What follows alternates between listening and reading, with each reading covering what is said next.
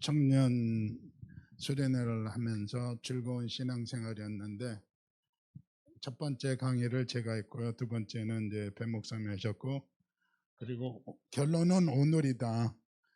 오늘 설교 제목 보시면 죽음에 이르는 병, 상당히 무거운 주제고, 오늘 주로 철학적인 얘기들이 많이 나오게 되는데, 오늘 대상이 청년이라는 것을 염두에 두시고 우리 어르신들은 조금 이해를 해주시면 좋겠습니다. 제가 철학 강의하는 건 아닌데 가능하면 힘든 철학적인 용어들을 피하려고 노력은 하는데 꼭 짚어야 될 것들은 짚고 넘어가겠습니다. 오늘 설교를 정하게 된 배경이 첫 번째가 청년 수련회라는 거를 염두에 뒀고요. 두 번째로 지난 2주간 동안 저하고 우리 안 목사님이 유상선 집사님 병원 신방도 하고, 임종도 우리가 거의 보게 되고, 임종은 확실하게 못 봤어요. 못 봤지만 우리 갔다 온 다음 날 수선하셨는데, 그 다음에 장례식도 갔다 오고 그러면서 많은 걸 생각하게 됐어요. 오랜만에 암 환자의 임종이었죠. 그리고 장례를 지켜보면서 죽음에 이르는 병이 무엇인가를 생각할 수 있는 계기가 됐고, 재밌는 거는 죽을 사람이 산 사람의 일들을 걱정하는 모습을 많이 봤어요. 그게 뭐냐면은 스피스 병원에 입원하셨는데 그분이 재밌는 분이에요. 여기 들어온 사람들의 평균 수명이 34일이래요. 그런데 며칠이 지나면은, 정확한 그 날짜는 기억 못하는데 얼마까지는 정부에서 돈을 다 지불해 주는데 그 기간이 넘어가면은 그 다음부터는 본인 부담이다. 근데 그 비용이 장난이 아니다. 그러면서 내가 너무 오래 살아서 식구들한테 병원 비용이랑 장례 비용 덤탱이 씌우는 거 아니냐 걱정을 하시는 말씀을 하시더라고요. 그래서 죽은 사람은 장례비용 안 내는데 살아있는 사람이 내는데, 그렇잖아요. 죽을 사람이 산 사람의 일들을 걱정하는 모습 보면서 참 이게 아이러니다 그런 생각을 했어요. 그런데 그분이 거의 평균 수명을 거기 병원에서 사셨고, 그 다음에 연명 치료를 하지 않겠다고 하셨기 때문에 링겔을 꽂아놨는데 링겔 속에는 진통제만 들어가 있고 약은 없어요. 그러니까 병원 수가는 그렇게 크게 나오진 않았을 거예요. 그랬는데 요즘에 신문에 계속 보면서 광주에 있는 대학교에서 대학교 1학년이 봄학기 마치고 방학 기간에 그냥 기숙사에 있으면서 있다가 옥상에서 떨어져서 자살을 했어요. 근데 그 대학생 아이가 고아원 출신이고, 고아원에서 나올 적에 독립자금으로, 그러니까 독립하라고 주는 자활자금으로 700만 원 가까워 나오는데 그게 거의 다 떨어졌나 보더라고요. 그래서 살 길이 막막해서 그렇게 했다 그런 얘기가 나오고, 그 다음에 또 비슷한 시기에 여자 대학생에도 이게 고아원에서 나온 자활 청년인데, 그래서 대학 고아원 출신들 자활하는 거에 대해서 지금 정부에서 갑자기 이슈가 됐고, 그 다음에 바로 이제 며칠 전에 수원에서 새 모녀가 죽음이 발견됐는데, 그렇게 연락이 두절된 상태에서 죽는 사람들이 한 700가정 된다 그런 얘기가 나오면서, 이 사람들이 엄마는 암으로, 그 다음에 딸들은 난치병으로 그렇게 해서 죽음을 맞이했고, 그리고 식구들이 없고, 식구들이 이분들에 대해서 이제 거부를 했다고 그래가지고 공무원들이 상주가 돼서 장례식을 치렀다. 이런 것들을 보면서 죽음을 굉장히 많이 생각하게 되는 2주간이었거든요. 그랬는데 오늘 청년회에서 즐거운 신앙생활을 하고 죽음에 대한 것을 연결하다 보니까 죽음에 이르는 병이 생각이 났어요. 그래서 오늘 설교 말씀은 즐거운 신앙생활의 결론입니다. 그런데 죽음하고 연결되어 있습니다. 자, 우리 요 앞부분 요한복음 11장 4절 같이 읽겠습니다. 시작.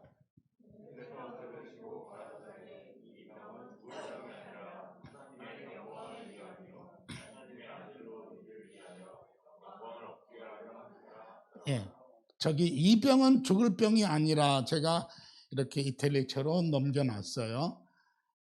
이 본문이 무슨 본문이냐면은 죽음에 이르는 병이라고 하는 키엘케골이 1849년에 책을 썼는데 절망은 죽음에 이르는 병이다. 그리고 이 병에 걸리는 것은 인간뿐이다. 인간이기 때문에 절망할 수 있는 것이다. 라고 하는 주제를 갖고 죽음에 이르는 병을 썼는데, 근데 재미있는 거는 이 죽음에 이르는 병이라는 책 제목은 바로 요한복음 11장 4절 말씀. 예수께서 들으시고 가라사대 이 병은 죽을 병이 아니다 라고 하는 저 구절에서 죽음에 이르는 병이라는 책 제목을 잡았어요.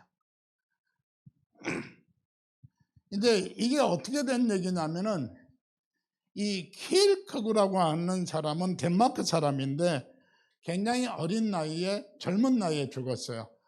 1813년에 태어났는데 자기 아버지가 첫 번째 부인이 있었는데 자녀가 하나도 없었어요. 그래서 두 번째 부인을 얻었는데 그 부인에서 7명의 자녀가 나왔습니다.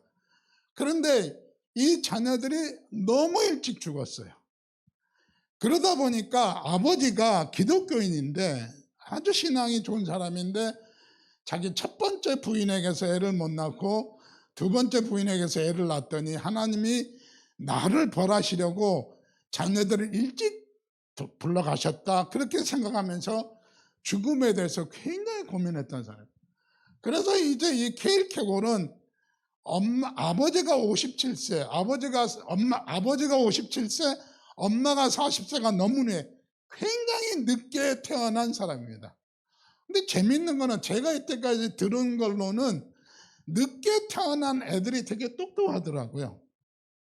부모님들이 이미 연륜이 깊어서 애가 나왔기 때문에 그런지 애늙은이 같은 느낌을 많이 받았어요. 애인데도 늙은이 같은 그런 느낌을 많이 받았는데 바로 이런 겁니다. 그래서 아버지는 자기들 때문에 굉장히 고민하고 그렇게 신실하게, 물론 80세까지 사셨어요, 아버지는. 근데 이 자기 형들이랑 다 죽고 자기 딱 바로 위에 형은 이제 루터 교회의 주교가 됐고 자기는 철학자가 됐습니다. 성경에 아까 요한복음 있었던 얘기가 베다니에 나사로가 살았는데 그 동생들이 마르다와 마리아입니다. 자기 오빠가 병들으니까 마리아와 마르다가 예수님한테 사람을 보내서 나사로가 죽게 됐으니 오세요. 병들었습니다. 그런데 예수님은 이틀을 더 허비하고 다른 짓 하고 이틀 후에 갔습니다. 가니까 벌써 죽었어요. 근데 그때 아까 11장 4절에서 말씀이 이 병은 죽을 병 아니다. 그래서 안 가신 거예요. 근데 죽었어요. 죽을 병 아니라는데 죽었어요. 근데 예수님이 가가지고 무덤에 야 돌문 치워. 거기는 이제 무덤은 이렇게 굴로 돼 있고 무덤을 막아 놓는데 돌 치워. 그래가지고 야 나사로야 나와. 그러니까 나사로가 그 시체 붕대 감았던 그거를 그냥 이렇게 뚝뚝뚝 이렇게 그 미라 영화에 보면 나오는 것처럼 이렇게 나온 거예요.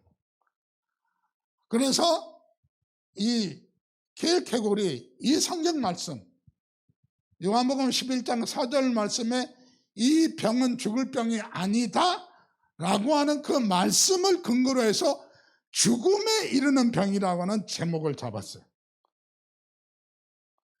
주원이는 나중에 대학교 가면 철학 시간에 이 얘기하면은 잘난 척 할 수 있어요.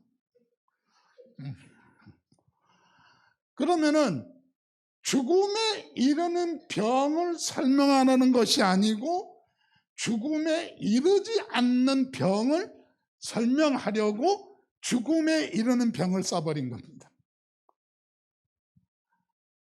그리고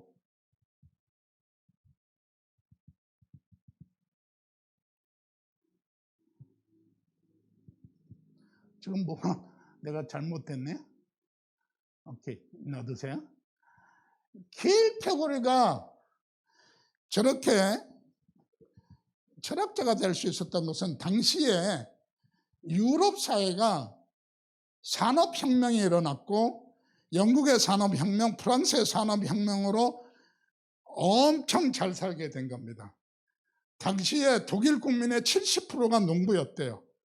그래야지 겨우 먹고 살았대요. 그랬는데 프랑스하고 영국에서 막 산업혁명이 일어나고 막 공장에서 물건들이 쏟아져 나오니까 이제 잘 살게 된 거예요. 잘 살게 되면은 낭만주의가 퍼져나가고요. 그 다음에 합리주의가 퍼져나가게 되고 이렇게 막 퍼져나가게 되는 겁니다.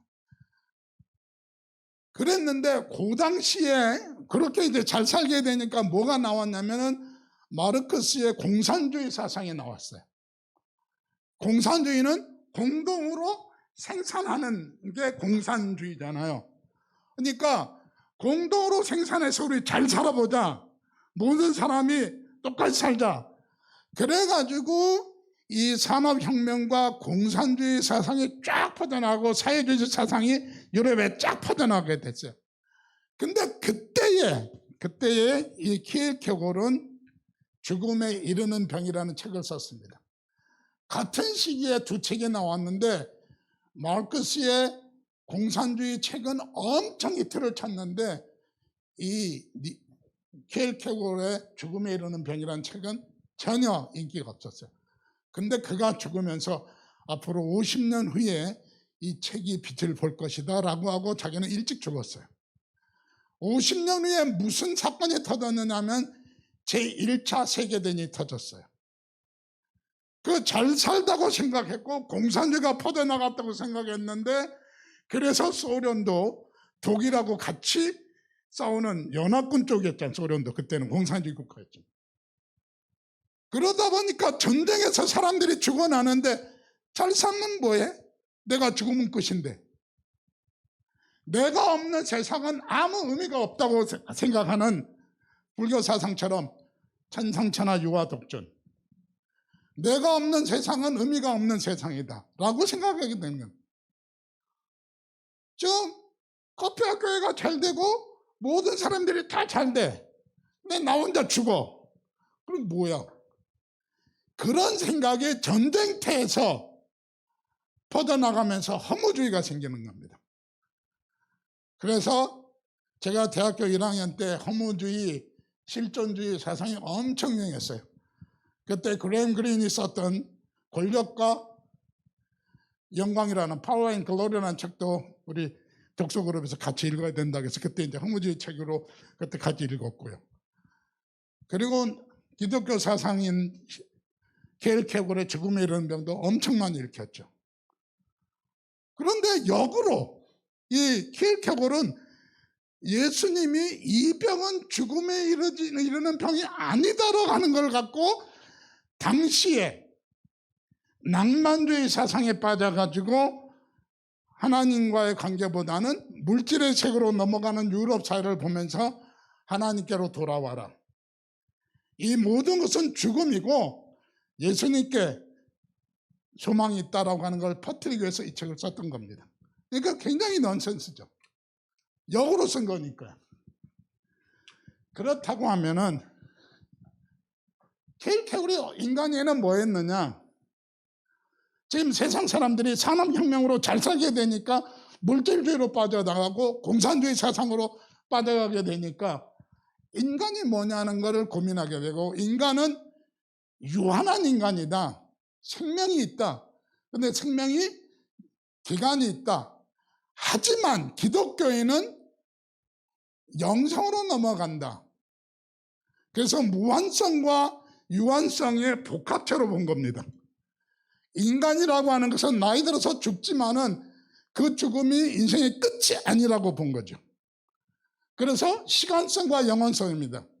우리는 시간 안에 존재하지만은 우리는 영혼을 보고 살아가는 사람이니까 결국 우리 인간은 시간과 영혼이 있는 것이고 유한과 무한이 있는 것이고, 그러면서 우리에게는 필연적인, 한국 남자는 군대 가야 되는 필연적인 조건이 있는 동시에 또 제대하고 나오면은 자유로움을 받는 자유, 필연과 자유. 그러니까 서로 반대되는 개념들이 있는 복합체로 본 거예요. 그러니까 인간이라고 하는 것이 단순한 존재가 아니라고. 그 다음에 일정한 한계 속에 갇혀 살지만은 그 한계를 넘어가는 존재라고 본 거죠. 그리고 무한함에서 유한함이 있고 유한함에서 무한함이 있다고 얘기했고요. 그 다음에 이제 뭘로 봤냐면 이쪽에 봅니다. 이거 있어요? 나오는 거? 뭘로 해야 돼? 여기 인간은 정신이다. 그러면 정신은 무엇인가 보이죠? 네. 이 사람은 계획적으로는 인간을 정신으로 보는 겁니다. 눈에 보이는 것만이 인간이 아니고 정신이라고 보는 겁니다. 그리고 정신은 무엇이냐? 정신은 자기라고 하는 겁니다. 그러면 자기는 무엇이냐? 자기는 자기하고 연관된 관계라고 보는 겁니다. 자, 조금 복잡하게 넘어갔는데 인간이 뭐냐? 정신이다. 정신은 뭐냐? 정신은 자기다. 자기는 뭐냐? 관계다. 자, 여러분이 알고 있는 이 영혼, 저를 보세요. 여러분이 알고 있는 이 영혼은 이 영혼이 아니에요. 요새 지금 동영상에다가, 유튜브 동영상에다가 나의 삶의 여정을 띄우기 시작했어요. 지금 2개를 올렸는데 많이는 못 올려요. 왜냐면 너무 개인적인 일들이 많이 있기 때문에 올리는데, 처음에 그거 다 공개 안 했다가 공개했어요. 그냥 공개했는데, 여러분이 보고 있는 이 영혼은 자연주의, 물질주의 입장에서 보고 있는 거예요. 그리고 지금 우리 초희 씨하고 정건 씨가 부부지만은 초희 씨가 알고 있는 이 영혼과 정건 씨가 알고 있는 이 영혼은 다른 이 영혼이에요. 그렇죠? 11년 전에 이 영혼을 알고 있지만은 초희 씨는 11년 전에 이 영혼을 몰라요. 그럼 나를 이해하려면은 우리 엄마가 기억하는 이 영혼, 그리고 고아원에서 나를 길러준 김옥희 전도사님 그 어머님 이 영혼, 친구가 기억하는 이 영혼, 우리 사람이 기억하는 이 영혼을 다 종합해서 묶으면은 거기서 대강 이 영혼이 나와요. 우리 현수 집사가 보는 이 영혼은 11년부터 본 거에 불과한 거예요. 그렇죠? 그리고 내가 설교한 거 듣고 나를 평가한 거에 불과한 겁니다. 내가 얼마나 개구진지, 내가 얼마나 못됐는지, 내가 얼마나 착한지, 내가 얼마나 고생했는지, 얼마나 잘 먹고 잘 살았는지, 요새 내가 올리는 세계 여행 때문에 이영훈 목사가 세계적인 사람이라고 알게 됐지만은, 내가 안 올렸으면 내가 그냥 후암동에 있는 사람으로 기억하고 있을 거예요. 그러니까 여러분이 알고 있는 이 영혼은 이 영혼이 아니란 얘기예요. 결국 이 영혼은 정신이다. 그럼 이 영혼의 정신은 뭐냐? 관계다. 이 영혼이 관계한 사람들, 그런 관계를 다 모집해서 이해하게 되면 이 영혼이 나온다는 뜻입니다. 아시겠어요? 이렇게 되면은 철학에서 말한 이상주의 같죠. 현재 보이는 이 영혼은 이 영혼이 아니다라고 얘기하면은 자연주의나 물질주의, 경험주의에서 얘기하는 거하고 완전히 다른 이 영혼이 나와버리니까 이상주의가 나와버려요. 그래서 이거를 이상주의라는 단어를 안 썼어요. 이 사람은. 인간은 정신이다. 그런 그 정신은 뭐냐? 나와 연관된 관계. 그래서 여기에 나를 이해하기 위해서는, 여러분 그 이력서에 보면은 학교 어디 나왔느냐, 고향이 어디냐, 부모가 어디냐, 이런 거 다 조사하냐. 왜? 그거를 대강 보면은 알 수 있거든요. 의정부 고원초등학교, 중학교, 고등학교, 대학교 다 보고 유추할 수 있거든요. 오늘의 나를 파악해서 그런 걸 보는 겁니다. 그래서 이거는 인간은 관계다. 자, 케케골은 인간을 정신이라고 얘기했어요. 그리고 여러 가지가 복합된 복합체로 얘기했어요. 굉장히 기독교적인 입장에서 본 거예요. 그렇죠? 현실만, 현장만 보는 것이 아니라. 그런데 인간이 죽음에 이르게 되는데 죽음에 이르는 것은 절망이기 때문이다. 마리아와 마르다가 오빠가 죽으니까 절망하는 겁니다. 그래서 빨리 예수님한테 보내는 겁니다. 자, 마리아와 마르다가 예수님께 사람을 보내서 오빠가 병들었으니까 빨리 오세요라고 보낼 수 있는 거는 그 사람들의 예수님과의 관계 때문에 보낼 수 있는 거예요. 아무나 예수님한테 우리 오빠 병들었으니까 오세요 못 보내요. 그렇잖아요. 바로 인간의 삶은 관계 속에서 이루어진다고 하는 건데 그 관계가 깨지는 것, 그것을 절망으로 본 거예요. 절망은 죽음에 이르는 병이에요.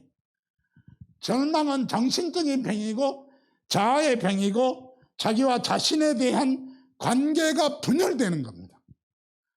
죽음이란 나와 연관된 것들이 끊어지는 것, 끝나는 것.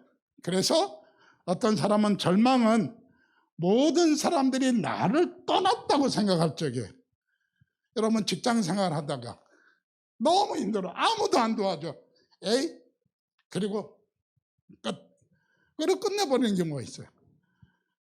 이번에 광주의 대학생들이 700만 원 받고 고원에서 나와서 자립해야 되는데 700만 원 다 써가니까 이게 끝이로구나. 그리고 끝났다고 생각하고 인생을 끝내는 거예요. 그래도 제가 고원 나올 때보다는 훨씬 좋아요. 지금 제가 고원 나올 때는 저는 다행히 의정부에서 여기 남대문에 그 입주 가정교사 자리를 마련해서 거기 가서 제가 거기서 먹고 자고 하면서 학교 다녔어요. 지금 아이들은 700만 원, 800만 원 혹은 많이 저축받은 사람은 후원자가 있었으면 1000만 원 갖고 나와요.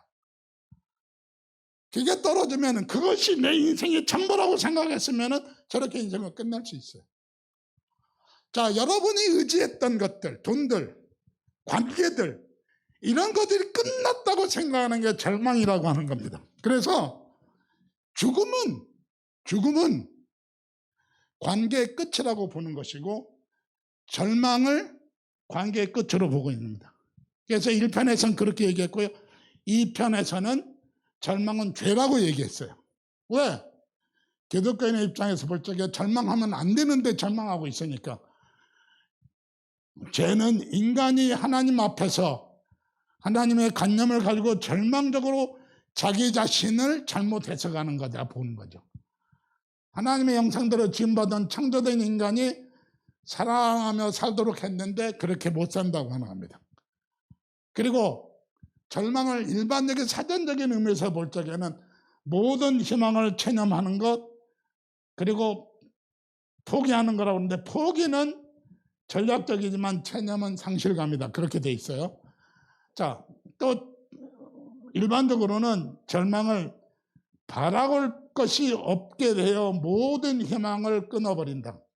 그게 아까 얘기했던 광주 대학생들이 그렇게 생을 마감하는, 사방이 꽉 막혀 있다고 하는 낙심, 더 이상이 없다는 생각, 모든 사람이 나를 떠났다고 생각하는 생각, 상실감, 자괴감, 이것이 마지막, 이것이 끝이라고 생각하면은 결국 죽음에 이르게 된다. 죽음에 이르는 병은 절망이지, 절망을 이길 수 있다면 죽음에 이르지 않는다고 하는 겁니다. 예수님께서 마르다와 마리아한테 이 병은 죽을 병 아니다, 절망하지 말아라, 희망을 주시는 거잖아요.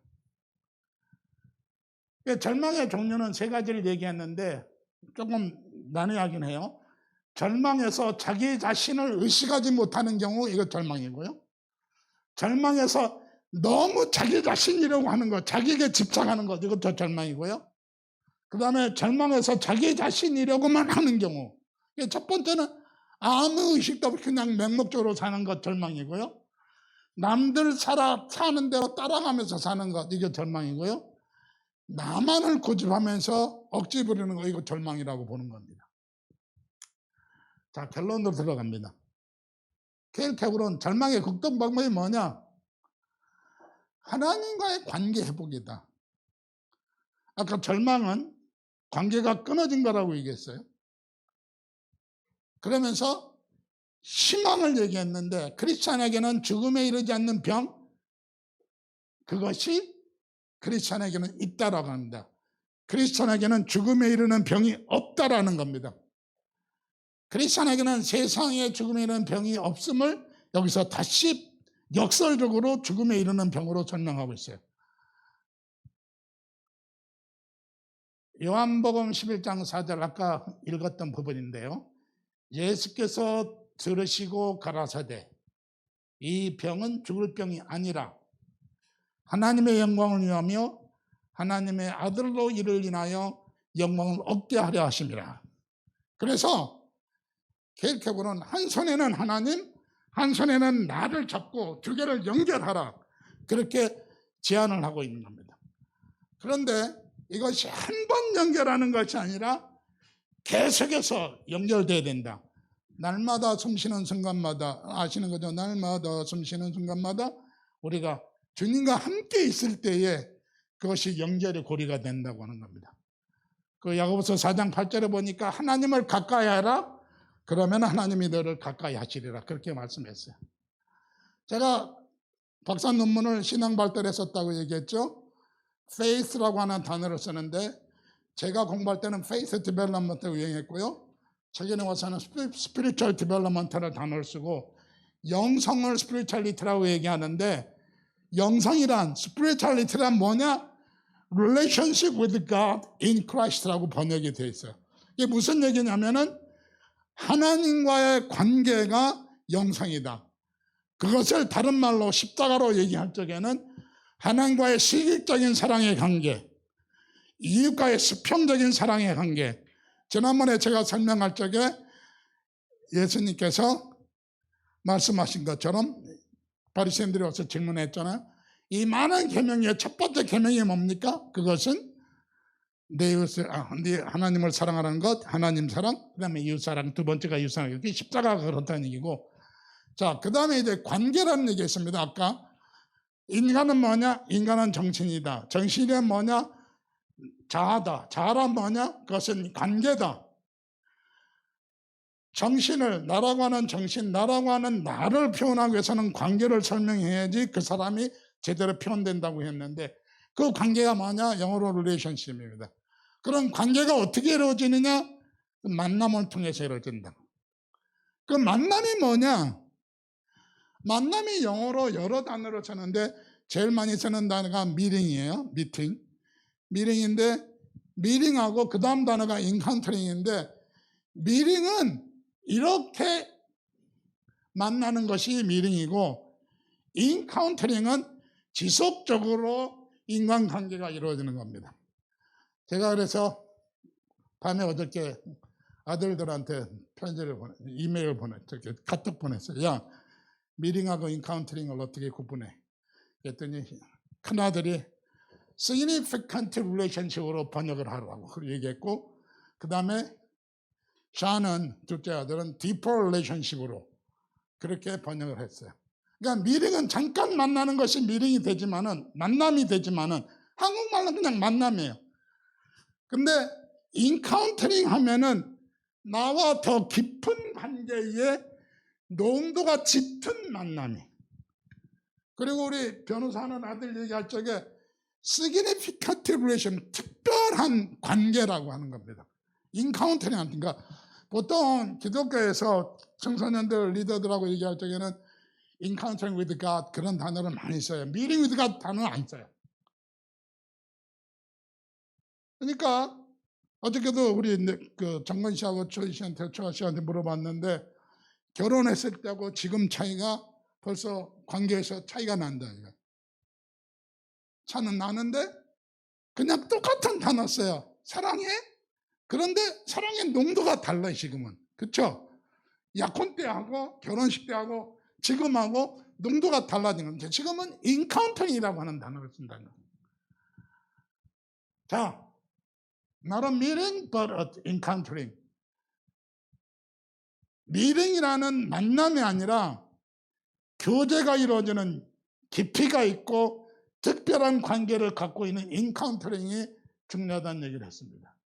우리 같이 읽겠습니다. 고린도후서 4장 16절 18절 시작.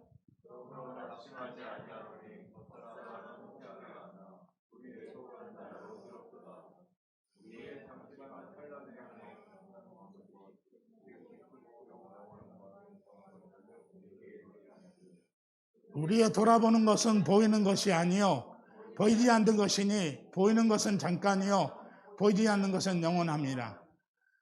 자, 그래서 여기서 절망은 우리의 미래에 대한 희망으로 넘어가야 되는 것이고 그 희망은 유한성에서 무한성으로 영원성으로 새로운 세상으로 넘어가는 거다. 그렇게 얘기하고 있어요. 우리가 낙심하지 말라. 절망하지 말라. 왜? 우리는 계속 늙어가고 있다. 우리의 육체는 늙어간다. 그러나 우리의 속사람은 날로 새로워져야 된다. 새로운 것을 볼 때마다 더 기쁘고 좋아야 된다. 자, 이제 현수 씨가 어저께 질문했던 질문들하고 연결되는 답이 나오는 거예요. 우리가 크리스천으로서 즐거운 신앙생활을 할 적에 교회 올 때마다 즐거웠느냐? 즐겁지 않았어요. 솔직한 답변이에요. 그것은 무슨 얘기냐? 여기 보면은 낙심하지 않으니 겉사람은 부패하나 우리의 속은 날로 새롭도다. 이 경험이 올 때마다 있어야 된다는 얘기. 내가 교회 올 때마다 한 주간 더 늙었구나. 한 살 더 늙었구나. 그러나 올 때마다 사람들을 보면서 새로운 기쁨이 있고 속이 더 새로워지고 더 충만해지고. 여러분, 우리가 설교를 드릴 때마다 깨우침이 있어요. 제가 지난주에 우리 안 목사님하고 같이 차 타고 가면서 안 목사님이 새벽기도 설교했는데 내가 보지 못했던 부분들을 쭉쭉쭉 몇 가지를 얘기했어요. 내가 그거를 얘기했어요.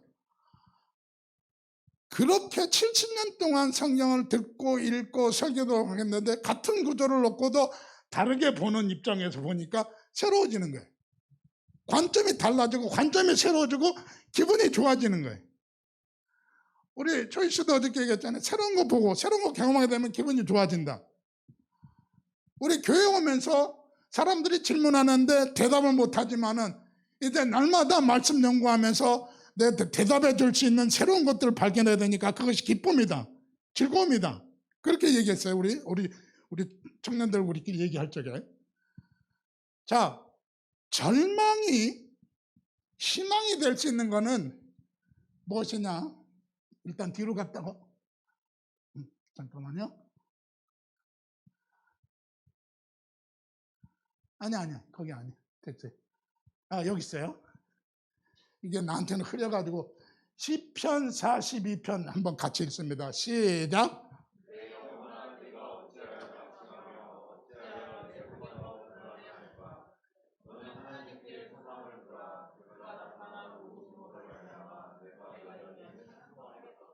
자, 여기 오늘 복음이 있는데 내용은 내가 어쩌야 낙심하느냐? 왜 절망하느냐? 절망은 죽음에 이르는 병인데 왜 죽음에 이르는 병을 갖고 있느냐? 내 속에서 왜 불안해하느냐? 왜 절망하느냐? 너는 하나님께 소망을 두라. 케일케고르는 소망이라는 단어를 안 쓰고 희망이라는 단어를 썼는데 물론 번역하는 사람이 그렇게 번역해놨는지 모르지만은 우리가 낙심하고 불안해하지 않아야 될 이유가 하나님께 희망을 두고 나면은 하나님께서 나타나 도우심으로 내가 여전히 찬송하리로다. 결국 하나님이 나타나시도록 하는 것은 우리의 기도 생활이에요. 왜 매일 새벽기도 모이자고, 왜 기도하자고, 하루에 3번씩 기도하자고 해요. 하나님의 나타나심을 간구하는 우리의 모습이에요. 간절히 간구하는 모습. 자, 케일케고르이 살아가던 시대가 산업혁명으로 유럽 사회가 풍성해지니까 낭만주의가 돼요. 그러다 보니까 공리주의가 돼요. 다 같이 이로운 공리주의란 공통적으로 이름을 갖자라는 공리주의인데, 그러다 보니까 사람들이 어떻게 돼요? 감성하고 환경에 빠져서 그냥 살아가는 거예요. 그래서 그 옛사람을 벗어버리고, 그런 옛사람을 벗어버리고 그리스도로 새 사람을 입으라. 이게 에베소서 4장 22절에 있는 말씀이에요. 결론으로 즐거움, 행복, 이거 뭐냐? 아름다운 인간관계 속에서, 아름다운 하나님과의 관계 속에서 그 즐거움을 느끼는 것, 함께 하는 것. 오늘 아침에 우리 사람이 없어서 혼자 아침 먹고 왔어요. 그래서 부산 가서 지금 그 기일이라서 오늘 예배드리고 올라올게요. 내일 올라와요. 하루만, 이틀이네요. 이틀만 혼자 밥 먹어도 상당히 이렇게 뭐 신나는 게 하나도 없어요. 같이 밥 먹는 거하고 혼자 먹는 게, 혼밥이 왜 짜증나요? 같이 하는 것이 기쁘거든요. 더불어 있는 것이, 함께 있고 함께 먹고 더불어 살아가는 것이 행복이거든요. 그래서 우리 이번 주제 즐거운 신앙생활이란 사랑하는 사람하고 좋아하는 사람하고 같이 내가 사랑하는 교회, 내가 좋아하는 교회에서 예배 드리는 삶, 그것이 제일 좋은 것 같아요. 제가 개인적으로 유정길 목사님 다 좋아하는 건 아니지만은 그분이 단어 쓰는 단어 중에 하나가 제가 좋아하는 단어가 있어요. 그게 뭐냐면은 우리 교회보다 더 좋은 교회 있으면은 가. 왜? 우리 교회보다 더 좋은 교회를 생각하면서 여기서 기분도 별로 나쁘게 여기서 예배드리고 있어. 그 얘기를 종종 하더라고요. 자신만만한 사람이죠.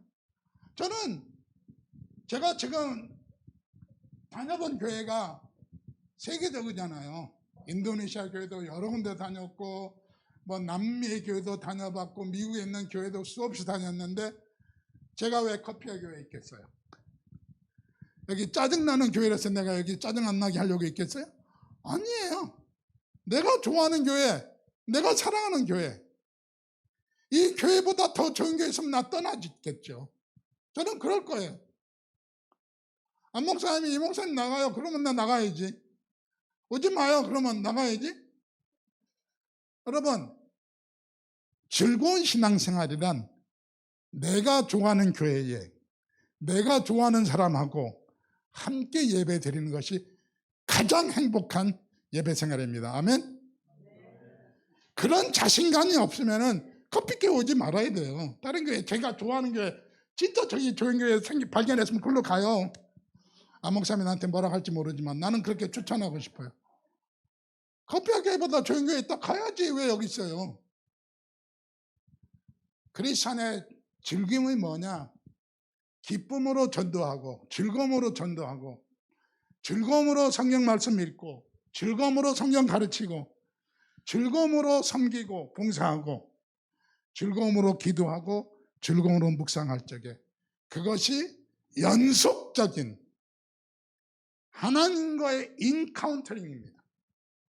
하나님과의 미링이 아니라 인카운터링 with God이 되는 거예요.